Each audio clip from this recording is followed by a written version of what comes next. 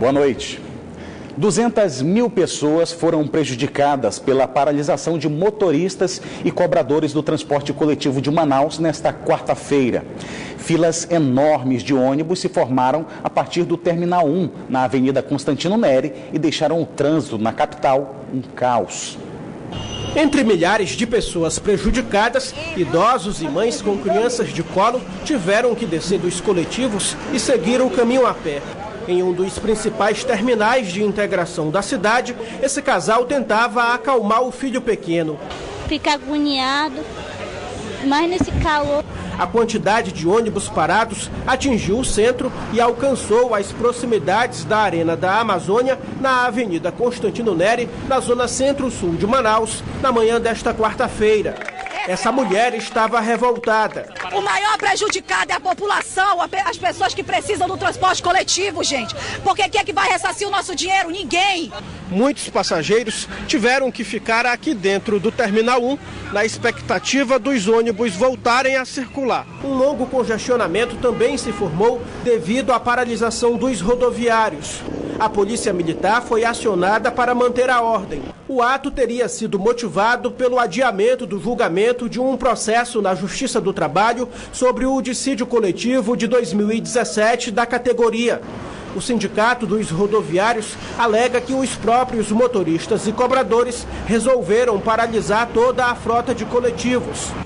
Esta é a 6ª paralisação de ônibus em 2018 na capital, mas é a primeira paralisação geral dos rodoviários registrada este ano. É uma falta de respeito com o usuário, é uma falta de respeito com a população, é uma falta de respeito com o povo que trabalha, é uma falta de respeito com os estudantes. Sou a favor que tenha as manifestações, que tenha os aumentos salariais do cobrador, do motorista, tudo bem, que tenha. Desde que a população ela tenha a informação que no dia seguinte vai haver uma paralisação para que ninguém seja pego de surpresa. Nós que pagamos uma passagem de R$ 3,80, nós não podemos ser penalizados. Em nota, a Prefeitura de Manaus condenou a paralisação dos ônibus por prejudicar os usuários do transporte coletivo.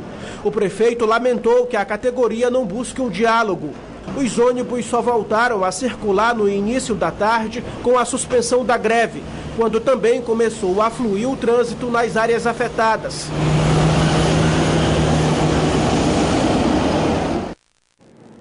E o Sindicato dos Rodoviários só se pronunciou na tarde de hoje sobre a paralisação e já anunciou a assembleia para sexta-feira para definir se haverá nova greve geral.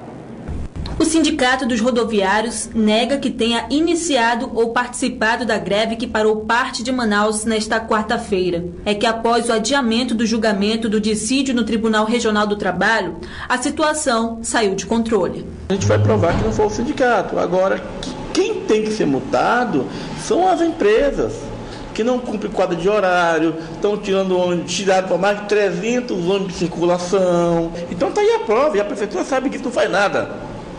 Então quem tinha que ser multado era eles. Segundo o presidente do sindicato, a categoria espera o reajuste desde abril do ano passado.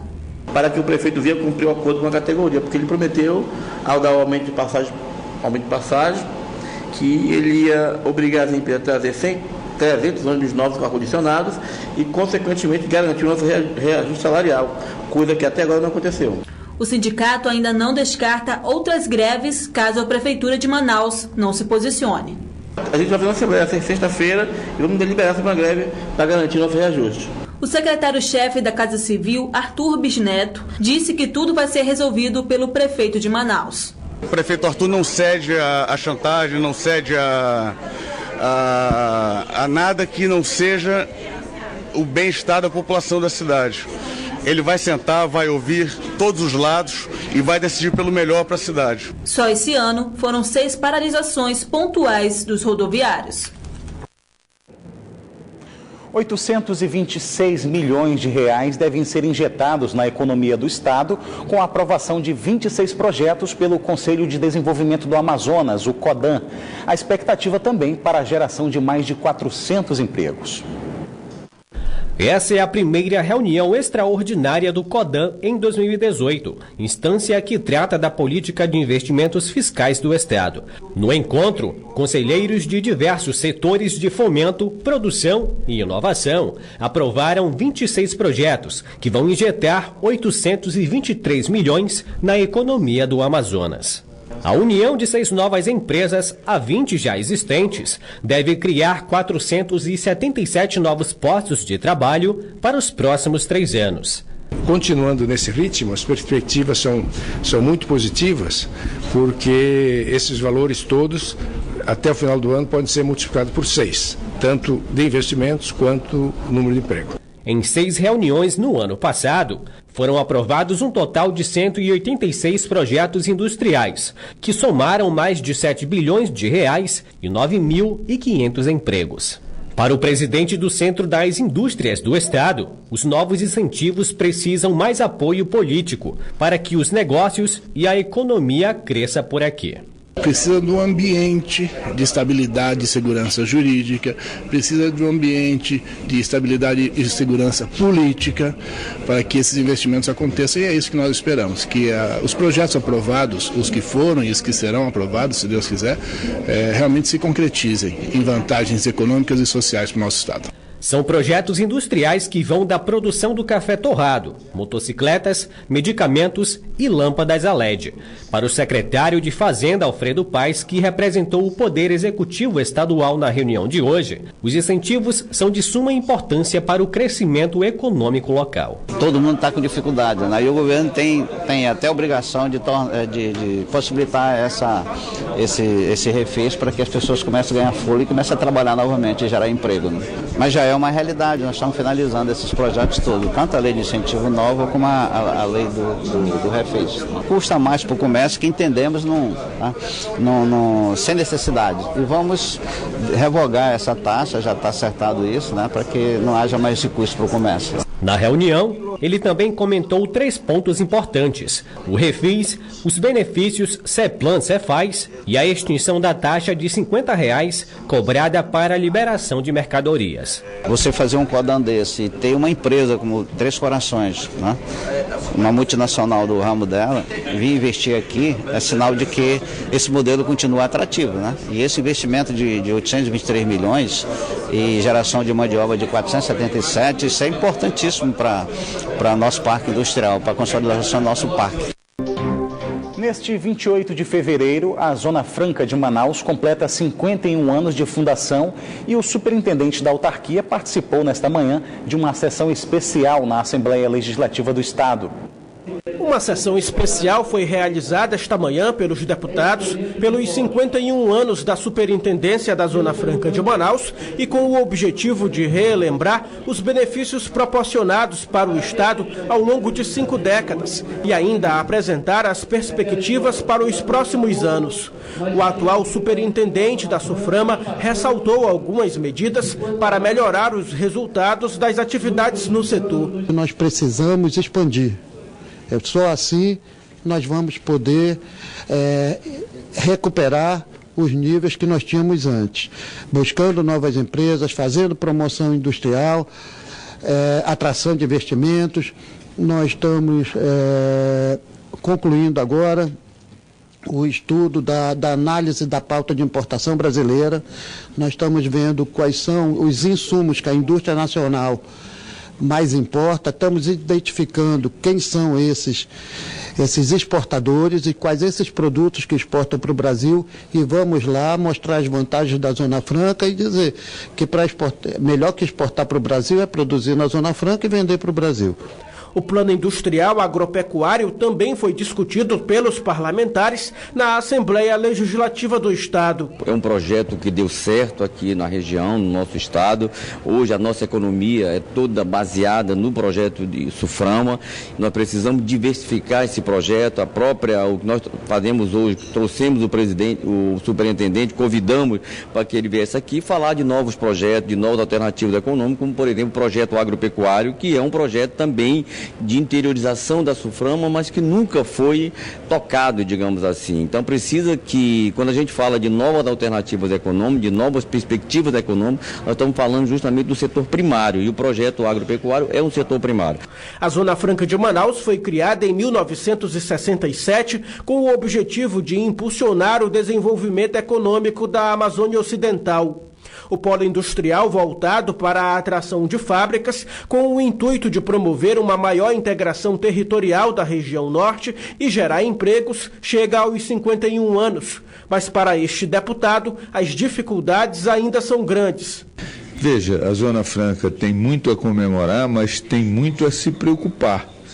Nós temos problemas com energia elétrica, com comunicação, com internet, temos problemas com logística, temos problemas com capital humano. Então, tudo isso são dificuldades que se somam. E neste momento em que vive o mundo de novas tecnologias, quem estiver correndo é como se estivesse parado. Quem ficar parado vai ficar atropelado. E hoje nós estamos parados no tempo, porque não avançamos em nenhuma dessas dificuldades que temos hoje. Há menos de um mês para a Semana Santa, a venda de pescado nas feiras de Manaus ainda é tímida. Essas vendas só devem aquecer mesmo após o fim do período do defeso, quando 8 espécies muito consumidas aqui na região voltam a circular em abundância nas feiras. Na Quaresma, período que antecede a Semana Santa e a Páscoa, o consumo de peixes costuma crescer por conta das tradições religiosas dos católicos. Apesar disso, o movimento no mercado municipal do centro de Manaus continua dentro do normal.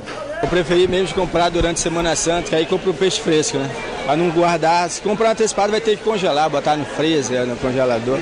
Aí vai passar uns 2, 3 dias, aí até tirar congelado. Eu prefiro comprar assim fresco. Por mais que se aumentar de preço, que eu creio que não vai aumentar muito, eu prefiro comprar no dia mesmo. Espécies como aruanã, mapará, sardinha, pirapitinga, pacu, caparari, surubim e matrixã estão proibidos de ser comercializados por causa do defeso, a menos que tenham documento que comprovem a procedência do estoque de frigoríficos autorizados pelo IPAAM. Há menos de 30 dias para a Semana Santa, a procura por pescados aqui na Feira da Manaus Moderna ainda é tímida. As vendas só devem aquecer mesmo a partir do dia 25 de março. Com o término do defeso, que encerra no dia 15 de março, a procura também deve aumentar um pouco por conta da busca por peixes frescos. Por enquanto, tambaqui e tucunaré são os mais procurados. E a procura é mais, aí o peixe diminui, né? Aí o pessoal pensa que o cara subiu de preço, mas não é. É porque a procura é muita. Aí o peixe diminui. No terminal pesqueiro, são comercializados por semana cerca de 300 toneladas de tambaqui, vindos de Roraima e Rondônia.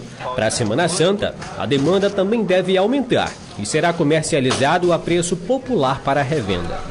É vendido em média hoje a R$ 8,00, R$ 8,30 por feirante. É um preço bem em conta, entendeu? Na Semana Santa vai ser esse valor mesmo que vai ficar. Peixe na mesa da donadora é sagrado. Na Semana Santa, então, ela deve antecipar a compra e abastecer a freezer de casa. Eu tambaqui, né, que eu vou comprar. E meu marido gosta muito de pacu, sardinha e jaraqui. Por que a senhora gosta desses peixes? Não, porque eu acho que eles estão magros, né? Aí eu tenho uma moça que mora comigo muitos anos, é minha irmã já. Então ela conhece os peixes, que ela é mais do interior do que eu, né? Chegou a hora então de saber como vai ficar um tempo nesta quinta-feira em Manaus e em alguns municípios do interior do estado. Em Manaus, a previsão é de muitas nuvens com chuva fraca. As temperaturas variam entre 25 e 31 graus. Em Tocantins, o tempo fica ensolarado, com mínima de 24 e a máxima de 33 graus. A mesma previsão para o município de São Paulo de Olivença, onde as temperaturas variam entre 24 e 32 graus. E em Silves, a previsão é de tempo encoberto com possibilidade de chuva, mínima de 25 e a máxima não passa dos 29 graus. Representantes dos 61 municípios e da capital participaram hoje de um encontro na Funasa para alinhar projetos de saneamento básico a serem realizados com verba federal. Esta é a primeira reunião entre gestores e técnicos do Estado. O encontro é para aperfeiçoar projetos de saneamento básico para todos os municípios. Eu converso agora com o Wenderson Monteiro, ele que é superintendente estadual da Funasa. Superintendente, que assuntos e projetos serão abordados nesse encontro de hoje? Olha, hoje nós vamos falar sobre os convênios que foram aprovados pela Funasa em 2017, que envolve aí aproximadamente 45 municípios do Amazonas acessaram esses convênios, nesse total de superior a 47 milhões de reais. Então essa reunião de hoje é para entender como estão esses projetos, porque muitos ainda estão com dificuldade de aprovação, muitos estão com dificuldade técnica para avançar. Então os prefeitos muito nos procuraram, a Associação dos Municípios também fez uma observação lá atrás e hoje nós estamos aqui como governo federal recebendo todos esses municípios, os técnicos da Funasa que são responsáveis por aprovar e fiscalizar a obra e eles que são aquelas pessoas que vão estar alimentando o sistema, que vão estar acompanhando também a obra, que estão fazendo a homologação de licitações. Essa é a ideia. E qual a previsão da liberação desses mais de 47 milhões do governo federal? Olha, o orçamento está se abrindo agora, não se abriu ainda o orçamento da União. Esse recurso, esses 47 milhões, na sua grande maioria, eles foram divididos em parcelas. Então, a parte de mobilização, toda a primeira parcela já está garantida, já foi garantida no ano passado. Então, o cronograma vai ser liberado, o financeiro, a partir de cada execução de obra. Então, faz a primeira obra, vamos falar, vou dar um exemplo para você. O município aqui do Careiro tem uma obra de saneamento básico, lá de água ou esgoto. Ele já licitou o exemplo, já homologou, já começou a obra, está na primeira etapa do que ele botou no programa, nós vamos lá, acompanha o que ele emitiu de nota e começa. Então, assim, o repasse eles são em cima em cada projeto, não é único, não. Muito obrigado pelas informações. O próximo encontro será no mês de junho. Ronaldo Menezes, para o Band Cidade. O setor imobiliário do Amazonas se mantém otimista para este ano. É que só em janeiro o setor já movimentou mais de 67 milhões de reais. O setor imobiliário no Amazonas fechou o primeiro mês deste ano com 241 unidades vendidas, um resultado de mais de 67 milhões de reais, de acordo com os índices do mercado imobiliário. Os imóveis de padrão econômico foi o de maior número de vendas brutas. Para o presidente da Associação das Empresas do Mercado Imobiliário do Amazonas, esse ano indica uma boa opção para investir em imóveis, tendo em vista que o mercado vem mantendo preços muito atrativos para compras. A expectativa é que esse ano tenha melhores resultados em relação ao ano passado. Isso mostra que as vendas estão sendo feitas com bastante qualidade.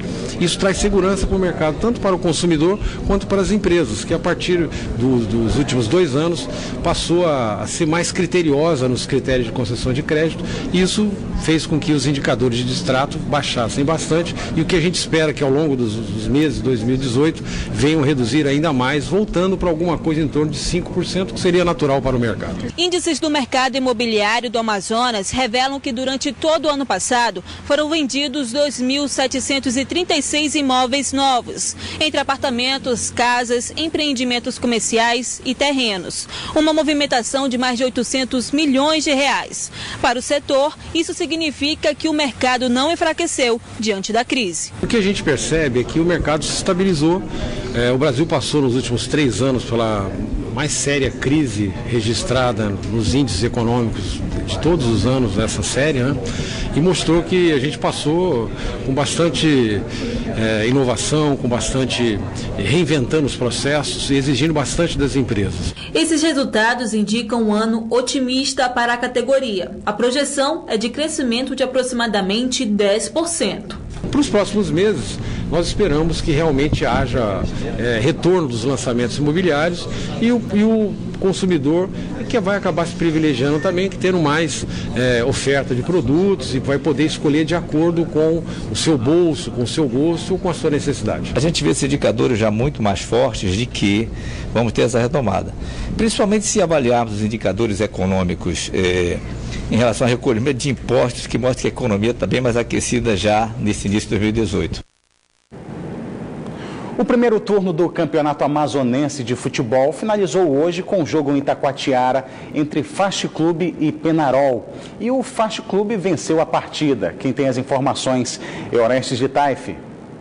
Neto Cavalcante, 7 pênaltis convertidos para o Faixa e 5 convertidos para o Penharol, e isso deu o resultado favorável ao Faixa Clube, que se torna campeão do primeiro turno do Campeonato Amazonense. Com isso, garante vaga na grande final do Campeonato Amazonense, que acontece depois do segundo turno, e também garante calendário para 2019. Vai disputar, representar o Amazonas na Série D do Campeonato Brasileiro e também já com vaga garantida na Copa do Brasil do ano que vem.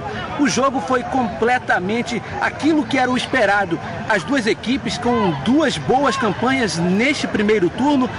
Para diga-se de passagem, as 2 melhores campanhas, tanto do Grupo A quanto do Grupo B, era um jogo muito pegado e todo mundo esperava isso. E foi o que aconteceu. Jogo tão pegado que acabou 0-0 e a decisão foi para os pênaltis. O jogo foi decidido nos pênaltis e o resultado, Faixa Clube campeão do primeiro turno do Campeonato Amazonense de Futebol 2018, e os detalhes desta partida você acompanha amanhã aqui no Band Cidade. É isso aí, parabéns para o Faixa Clube. E um levantamento feito pelo IBGE mostra que 99% dos brasileiros estão com níveis baixos de vitamina D no corpo.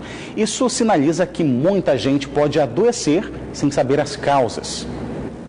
O número é alarmante. De acordo com o IBGE, quase toda a população brasileira pode estar passando por problemas de saúde sem saber. É que, segundo um levantamento feito no ano passado em várias cidades brasileiras, mostra que 99% da população está com níveis insuficientes de vitamina D no corpo. Reflexo visto também na capital amazonense. A Poliana, por exemplo, descobriu por acaso que está com falta de vitamina D. E nos exames deu um nível de vitamina D um pouquinho baixo.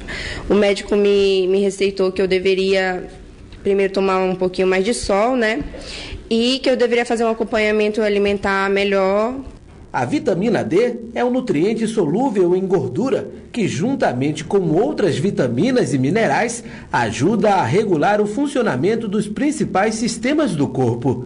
Sua falta pode provocar doenças que atingem principalmente os ossos e o coração. Bom, o nível baixo de vitamina D que a gente sabe de mais imediato seria o contato que ela tem com cálcio. E aí vem a osteoporose. Osteoporose e osteopenia, né? Que é a baixa de cálcio tanto nos ossos e também a baixa de cálcio no sangue de um modo geral.